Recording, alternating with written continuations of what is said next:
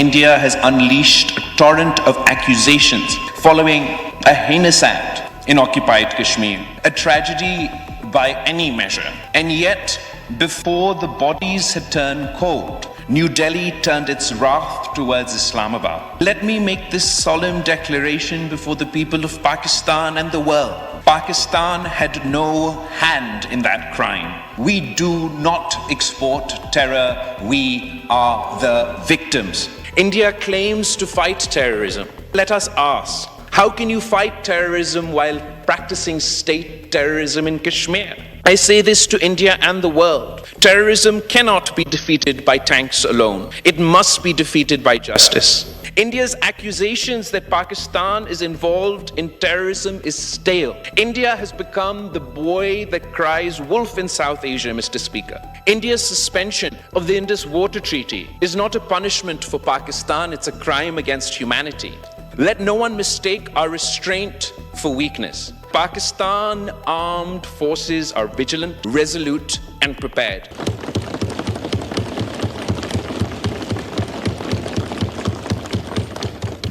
Bismillah ar-Rahman ar-Rahim. Thank you, Mr. Speaker. I rise today not in the shadow of fear, but in the fullness of resolve.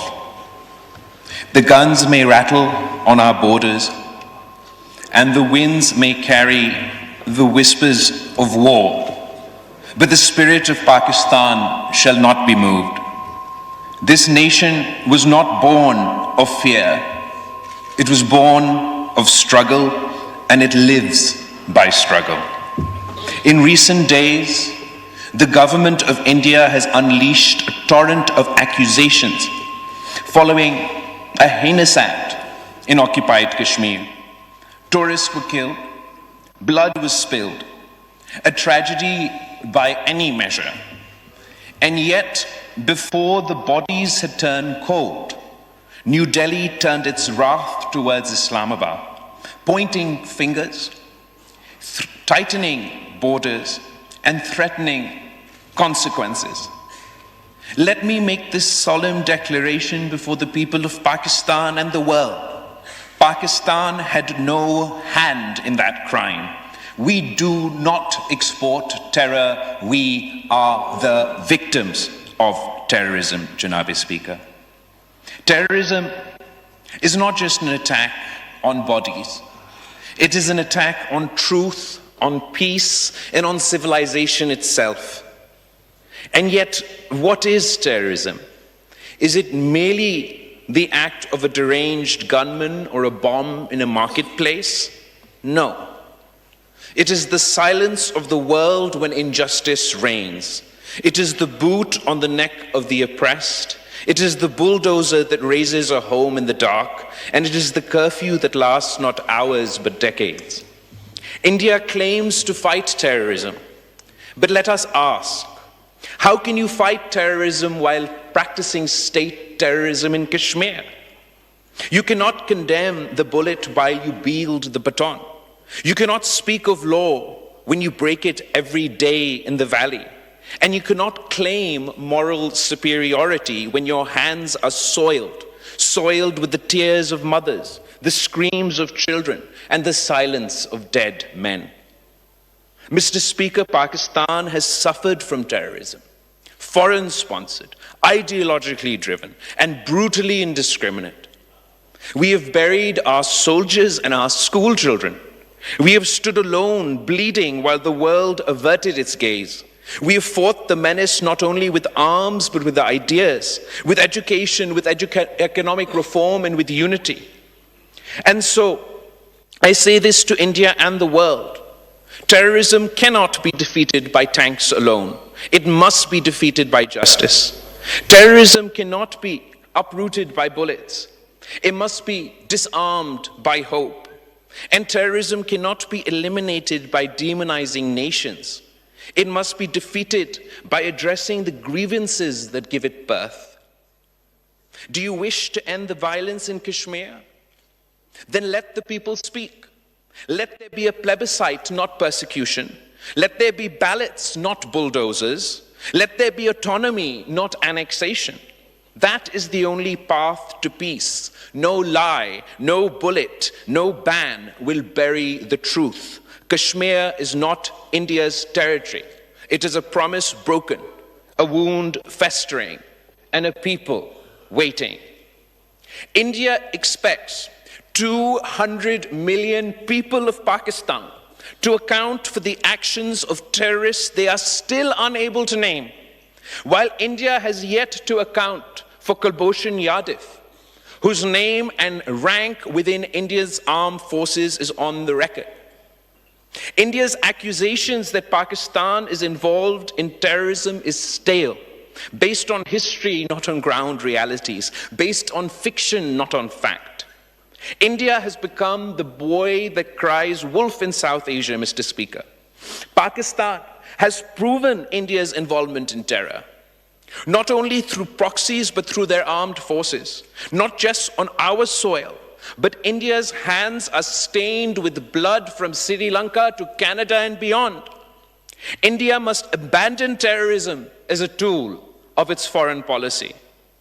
In order to free this region from terror, India and Pakistan must work together, or else we are dooming future generations to suffer this menace. The Prime Minister's challenge to India for an impartial investigation is a start. Why would a true victim of terrorism shy away from accountability? Unless they are worried that the world will see that the real blame for the bloodshed in Kashmir lies in Delhi and not in Islamabad. Mr. Speaker, India's suspension of the Indus Water Treaty is not a punishment for Pakistan, it's a crime against humanity. It is the politicization of water, the criminalization of nature. What madness is this? That you would threaten the food and livelihood of millions for a grievance that lies within your own borders. And let us not forget what flows through these waters. The Indus is not just a river. It is a cradle of our civilization. Long before Delhi rose, before empires were carved and borders drawn, there stood Mohenjo-daro and Harappa. The Indus Valley civilization shared by both our peoples was one of the first lights of human progress. It birthed systems of urban planning, irrigation, agriculture, trade, communication. It did not divide, it connected, it did not conquer, it cultivated. That river, Mr. Speaker, watered both our ancestors. Its flow runs not only through our lands, but through our blood. And now India threatens to dam it with anger and a thirst for vengeance. But the Indus is not theirs to command, it belongs to nature. It belongs to the covenant of peace. It belongs to all of humanity that draws life from it.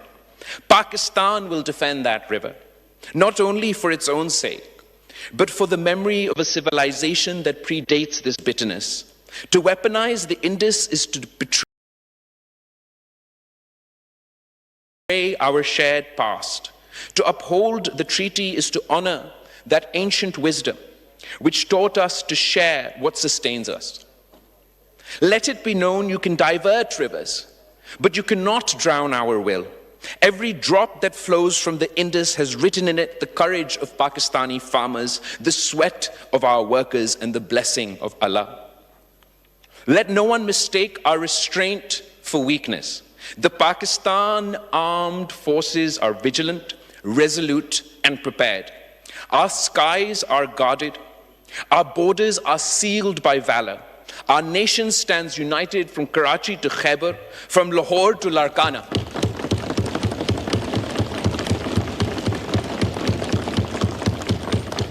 The sword we yield is only drawn when peace is threatened, but when drawn, it does not miss. And to the people of Pakistan, I say, this is not a time for despair. It is a time for resolve. We have faced darkness before, and we have emerged into the dawn. Our enemies hope to fracture us, but we must stand as one, civilian and soldier, worker and scholar, Muslim and non-Muslim, Sindhi, Punjabi, Baloch, Pashtun, we are Pakistan, a single heartbeat, a single cause.